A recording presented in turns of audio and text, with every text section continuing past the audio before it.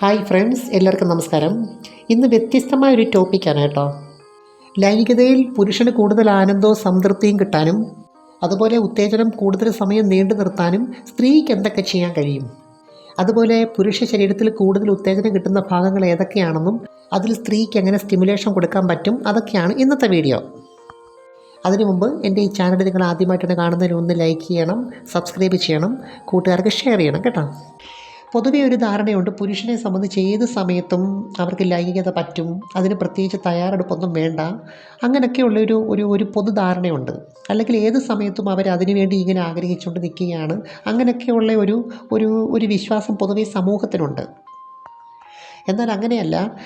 ഏറ്റവും കൂടുതൽ സങ്കീർണമായ പ്രോസസ്സിങ് നടക്കുന്നത് പുരുഷ ലൈംഗികതയിലാണ്, അല്ലെങ്കിൽ പുരുഷ ശരീരത്തിലാണ്. അതിനകത്ത് എടുത്തു പറയേണ്ട രണ്ട് കാര്യങ്ങളാണ് ഉദ്ധാരണവും ടൈമിങ്ങും. അപ്പോൾ ഈ രണ്ട് കാര്യങ്ങളെക്കുറിച്ചുള്ള വേവലാതി സ്ത്രീ ലൈംഗികതയിലില്ല. അപ്പം മിക്കവാറും പുരുഷന്മാരെ സംബന്ധിച്ച് ടൈമിംഗ് ആണ് ടെൻഷൻ. എത്രയും സമയം ഉദ്ധാരണം നിലനിർത്താം ഇജാക്കുലേഷൻ വരാതെ, എങ്കിൽ മാത്രമേ സ്ത്രീയെ പൂർണ്ണമായും തൃപ്തിപ്പെടുത്താൻ പറ്റൂ എന്നൊരു ചിന്ത അവനുണ്ട്. അപ്പോൾ പുരുഷനെ സംബന്ധിച്ച് ഏറ്റവും പ്രധാനപ്പെട്ട ലൈംഗിക അവയവം ലിംഗമാണ്. ലിംഗത്തെ കേന്ദ്രീകരിച്ചുകൊണ്ടാണ് അവൻ്റെ മുഴുവൻ സംതൃപ്തി ഇരിക്കുന്നത്. എന്നാൽ പുരുഷൻ്റെ ലൈംഗികതയെ കൂടുതലും നിയന്ത്രിക്കുന്ന ഭാഗം അവൻ്റെ മനസ്സാണ്. കാരണം പുരുഷൻ ലൈംഗികപരമായിട്ടുള്ള കാര്യങ്ങൾ കാണുക, കേൾക്കുക, ഇതെല്ലാം ചെയ്യുന്നത് മനസ്സുകൊണ്ടാണ്. അപ്പോൾ ഇതിൻ്റെ പ്രചോദനം ആദ്യം നടക്കുന്നത് മനസ്സിലാണ്. ഒരു പുരുഷനെ സംബന്ധിച്ച് അവന് ഏത് സമയത്തും ഇജാക്കുലേഷൻ നടത്താൻ പറ്റും. പക്ഷേ പൂർണ്ണമായും സംതൃപ്തി കിട്ടുന്ന രീതിയിൽ എങ്ങനെ ചെയ്യാമെന്നാണ് നമ്മൾ നോക്കുന്നത്. അപ്പോൾ പുരുഷന് പല രീതിയിൽ സ്ഖലനം സംഭവിക്കാം. കൂടുതൽ എഫക്റ്റ് ഒന്നും ഇല്ലാത്ത രീതിയിൽ സംഭവിക്കാം. വലിയ തീവ്രമായ അനുഭൂതിയൊന്നും കിട്ടാത്ത രീതിയിലുള്ള സ്ഖലനമുണ്ട്. എന്നാൽ കൂടുതൽ തീവ്രമായ, കൂടുതൽ ആഗ്രഹിച്ച്, കൂടുതൽ സമയമെടുത്ത് ചെയ്യുന്ന സ്ഖലനവും ഉണ്ട്. അപ്പോൾ പുരുഷനെ സംബന്ധിച്ച് ഇതിനകത്ത് 3-4 ഘട്ടങ്ങൾ വളരെ പ്രധാനമാണ് സംതൃപ്തമായ ബന്ധപ്പെടലിന്. അപ്പോൾ ഇതിനകത്തെ ആദ്യത്തെ 2 ഘട്ടത്തിൽ പങ്കാളിക്ക് നല്ല റോളുണ്ട്. എന്നാൽ അവസാനത്തെ 2 ഘട്ടത്തിൽ പങ്കാളിക്ക് വലിയ റോളില്ല. അപ്പോൾ ഇതിനകത്ത് 1-ാമത്തെ ഘട്ടം വളരെ പ്രധാനമാണ്. മനസ്സ്, ശരീരം, സാഹചര്യം, ചുറ്റുപാടുകൾ ഇതിനനുകൂലമാകുക എന്നുള്ളതാണ് 1-ാമത്തെ കാര്യം. കാരണം അമിതമായിട്ടുള്ള ടെൻഷൻ, ഭയം, ഉത്കണ്ഠ, അല്ലെങ്കിൽ ദേഷ്യം, അല്ലെങ്കിൽ വെറുപ്പ്, അല്ലെങ്കിൽ ഒരു കൺഫ്യൂസ്ഡ് മൈൻഡ്, അങ്ങനെയൊക്കെയുള്ള കാര്യത്തിലാണ് ഇത് ചെയ്യുന്നതെങ്കിൽ പുരുഷനെ സംബന്ധിച്ചതിന് യാതൊരു സംതൃപ്തിയില്ല. വെറും ഒരു ചടങ്ങിന് വേണ്ടി ചെയ്യുന്നു, അത്രേ വരുത്തുള്ളൂ. അപ്പം ബന്ധപ്പെടലിൽ 1 മണിക്കൂർ മുമ്പേ പങ്കാളിക്ക് ഈ കാര്യത്തിൽ പുരുഷനെ സഹായിക്കാൻ പറ്റും. ഞാൻ 1 മണിക്കൂർ മുമ്പേ എന്ന് പറഞ്ഞെങ്കിലും പ്രത്യേകിച്ച് അന്നത്തെ ദിവസം കൂടുതൽ ടെൻഷൻ ഉണ്ടാക്കുന്ന കാര്യങ്ങൾ ചർച്ച ചെയ്യാതിരിക്കുക. അതുപോലെ പുരുഷന് പ്രചോദനമാകുന്ന രീതിയിലുള്ള കാര്യങ്ങൾ ചെയ്യാം. അപ്പോൾ കമ്പി അടുപ്പിക്കുന്ന പല കാര്യങ്ങളും ചെയ്യാൻ പറ്റും. അതുപോലെ നടക്കുമ്പോഴും ഇരിക്കുമ്പോഴും ഒക്കെ ഉള്ളൊരു പ്രത്യേകത, കാലൊക്കെ കാണിച്ചുകൊണ്ടിരിക്കാം.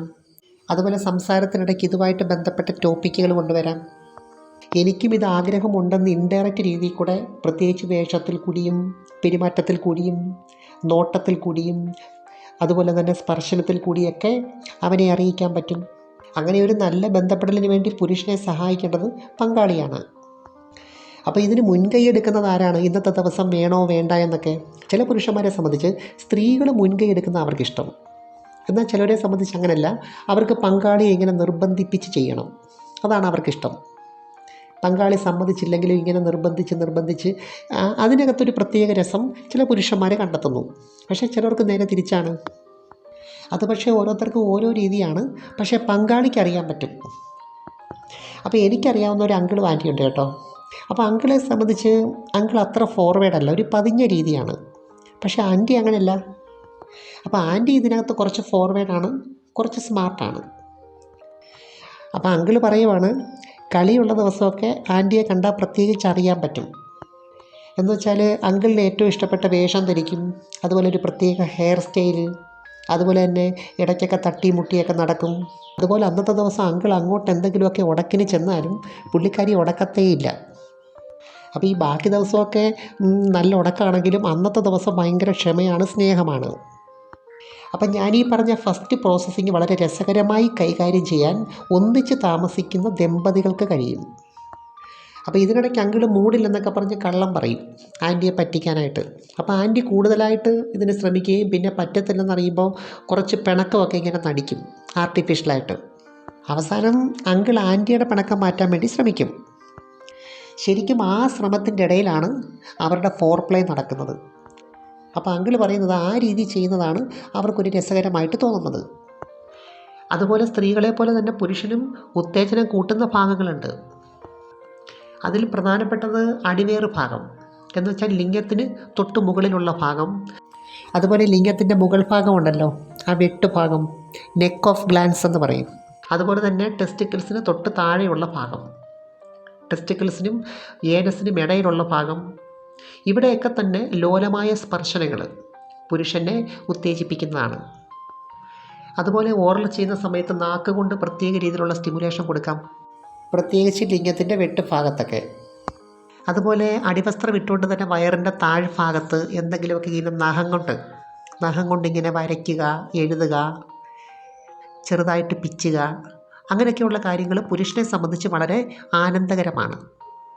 അപ്പോൾ സ്ത്രീ ഇവിടെ ഓർക്കേണ്ട പ്രധാനപ്പെട്ട കാര്യം, എല്ലാ വികാരങ്ങളും പൂർണ്ണമായിട്ട് പ്രകടിപ്പിക്കാനും ഉൾക്കൊള്ളാനും എക്സ്പീരിയൻസ് ചെയ്യാനും ഒക്കെ പറ്റുന്ന ഒരു ശരീരമാണ് പുരുഷൻ്റെ. അപ്പോൾ ദേഷ്യമുണ്ട്, സന്തോഷമുണ്ട്, കാമമുണ്ട്, സ്നേഹമുണ്ട്, പ്രതീക്ഷയുണ്ട്, പ്രണയമുണ്ട്, ആത്മീയതയുണ്ട്, അതുപോലെ നിരാശയും ഉത്കണ്ഠയും ഭയവും ഉണ്ട്, തുടങ്ങിയ എല്ലാ വികാരങ്ങളും ഉൾക്കൊള്ളുന്നുണ്ട്. അപ്പോൾ ഇതിനകത്ത് ഏത് ഭാവത്തെ ഉണർത്തിക്കൊണ്ട് വരാനും കൂടെ താമസിക്കുന്ന പങ്കാളിക്ക് കഴിയും. ഇപ്പം ദേഷ്യപ്പെടുത്താം, കാമം ഉണ്ടാക്കാം, ഇനി അതല്ല ഭയം ഉണ്ടാക്കണേ അങ്ങനെ, ടെൻഷൻ ഉണ്ടാക്കണേ അങ്ങനെ, ആത്മവിശ്വാസവും ധൈര്യവും കൊടുക്കാൻ പറ്റും, നിരാശപ്പെടുത്താനും പറ്റും. അപ്പോൾ സ്ത്രീ പങ്കാളിക്ക് ഇതിനകത്ത് പ്രധാനപ്പെട്ട ഒരു പാർട്ടുണ്ട്. അപ്പോൾ സാധാരണഗതിയിൽ ഒരു സ്ത്രീയെ സംബന്ധിച്ച് ഈ പറയുന്ന എല്ലാ ഭാഗങ്ങളെയും, ഏത് ഭാവങ്ങളെ വേണം ഉണർത്താൻ, അതിനൊക്കെയുള്ള കഴിവ് സ്ത്രീക്കുണ്ട്. ഉദാഹരണത്തിന് ഒരു സ്ത്രീ വിചാരിച്ചാൽ ഒരു പുരുഷനിൽ പെട്ടെന്ന് വികാരം ഉണർത്താൻ പറ്റും. ഒന്നും വേണ്ട, ഒരു നോട്ടം മാത്രം മതി, അല്ലെങ്കിൽ ജസ്റ്റ് ഒരു ഫോൺ കോൾ, അല്ലെങ്കിൽ 1 മിനിറ്റത്തെ കമ്പി അടുപ്പിക്കുന്ന സംസാരം. അതുപോലെ തന്നെ ഫോർപ്ലേ ചെയ്യുന്നതിൻ്റെ ഇടയ്ക്ക് പുരുഷൻ്റെ ആത്മവിശ്വാസം വർദ്ധിപ്പിക്കാൻ സ്ത്രീക്ക് കഴിയും. അതുപോലെ ലോലമായ സ്പർശനങ്ങളാണ് സ്ത്രീയുടെ ഭാഗത്തുനിന്ന് പുരുഷന് പൊതുവേ ഇഷ്ടം. അതുപോലെ ലിംഗത്തിൽ പിടിക്കുമ്പോൾ കുറച്ച് ഹാർഡായിട്ട് പിടിക്കുന്നത് നല്ലതാണ്, ഉദ്ധാരണത്തിന്. അപ്പോൾ ആദ്യം നമ്മൾ മനസ്സിനെ ഒരുക്കുന്ന കാര്യം പറഞ്ഞു, പിന്നെ ഫോർപ്ലേ പറഞ്ഞു, ഇനിയാണ് പെനിട്രേഷൻ എന്ന് വെച്ചാൽ പ്രവേശിപ്പിക്കൽ. അതുപോലെ ഈ സമയത്ത് സ്ത്രീക്ക് പുരുഷനെ സഹായിക്കാൻ പറ്റും. ആ സമയത്ത് കുറച്ച് ലൂബ്രിക്കേഷൻ ഉള്ളത് നല്ലതാണ്. ഇനി ലൂബ്രിക്കേഷൻ കുറവുള്ളവരാണെങ്കിൽ ഓറൽ ചെയ്തതിന് ശേഷം ഉടനെ പ്രവേശിപ്പിച്ചാൽ ഗുണകരമായിരിക്കും. അതുപോലെ തന്നെ ചലിപ്പിക്കുന്ന സമയത്ത് ലിംഗം ക്രിസരിയിൽ ടച്ച് ചെയ്ത് പോകാനായിട്ട് അരഭാഗം കൊണ്ട് പൊസിഷൻ ക്രമീകരിക്കാൻ സ്ത്രീക്ക് കഴിയും. അതുപോലെ ഓർക്കേണ്ട മറ്റൊരു പ്രധാനപ്പെട്ട കാര്യം, സ്ത്രീയുടെ രതിമൂർച്ചയാണ് പുരുഷൻ്റെ സംതൃപ്തി. അത് കാണുന്നതാണ് പുരുഷൻ്റെ ഏറ്റവും വലിയ ആനന്ദം. ഇനി അഥവാ പുരുഷന് നേരത്തെ ഇജാക്കുലേഷൻ വന്നാലും അവന് ഫീൽ ചെയ്യാത്ത രീതിയിൽ അവന് ആത്മവിശ്വാസം കൊടുക്കാൻ സ്ത്രീക്ക് കഴിയും.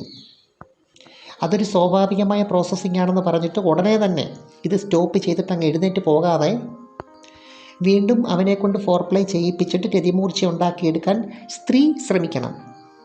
അപ്പോൾ അങ്ങനെ ചെയ്യുന്ന പങ്കാളിയോട് പുരുഷൻ ഒരിക്കലും ഒരു വിമുഖത കാണിക്കത്തില്ല. മാത്രമല്ല അവനെ സംബന്ധിച്ച് ലൈംഗികത ഒരു ഉത്കണ്ഠയുള്ള കാര്യമായിട്ട് മാറില്ല. ഇനി അഥവാ എന്തെങ്കിലും ലൈംഗികതയിൽ പോരായ്മ ഉണ്ടെങ്കിൽ തന്നെ അതൊന്നും ഒരു പ്രശ്നമല്ല എന്ന രീതി വേണം പെരുമാറാൻ. അപ്പോൾ ഇവിടെ 2 കാര്യങ്ങൾ സ്ത്രീ വിചാരിച്ചാൽ നടക്കും.